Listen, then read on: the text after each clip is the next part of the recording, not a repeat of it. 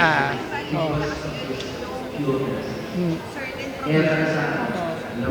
Kabalbalan yan dahil nasa Constitution mismo yon na sinasabi na pagkatapos ng finding ng sufficient grounds ay maghihiring ang Committee on Justice.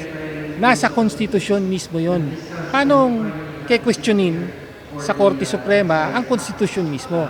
So, kabalbalan talaga at dapat kagyat na ibasura ang complaint na ito at harapin na lang ng Vice Presidente. Oh, ano ba sinabi ko? Sabi mo complaint. Okay. So, ulit. Kabalbalan talaga ang petition na ito. Kine-question mismo ng Vice Presidente yung konstitusyon. Sa konstitusyon mismo ang nagtatakda na maghihiring ang Committee on Justice. No? So, ang Supreme Court dapat kagyat na ibasura ang complaint na ito. Sir, oil crisis, sorry. 2 weeks po, ceasefire US-Iran, ang global oil prices po, bumaba na rin. What are we demanding po ba sa DOE or ina-expect na sana bumaba din ba yung presyo dito? Well, alam ng lahat na may major development, no? May ceasefire at bubuksan daw muli ang Strait of Hormuz for at least 2 weeks. So, may pagbaba na ng presyo on the world market. Ang tanong, mararamdaman ba kagad yung pagbaba?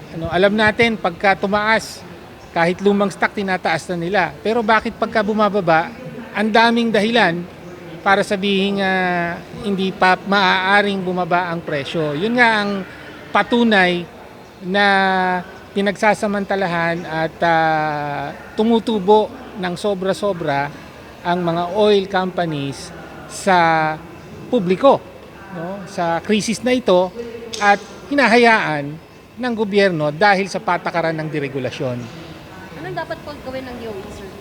Anong panawagan nyo? Don't we understand the regulation? Oo. Well, kaya nga, sabi natin, una, may kapangyarihan sila na sa unbundling. Ibig sabihin, isa publiko, ano ba yung mga actual costs na pinagbabatayan ng presyo. Hindi na maaaring magtago, lalo na ngayon, sa panahon ng krisis, dun sa trade secrets daw. Yun ang ginagamit. Pero sa jurisprudence, may kapangyarihan ng DOE na i-disclose kung magkano talaga yung mga costs na pinagbabatayan ng presyo ng mga oil companies. So una yon, kailangang ilantad, gawing transparent ang pagpepresyo ng langis. Pangalawa,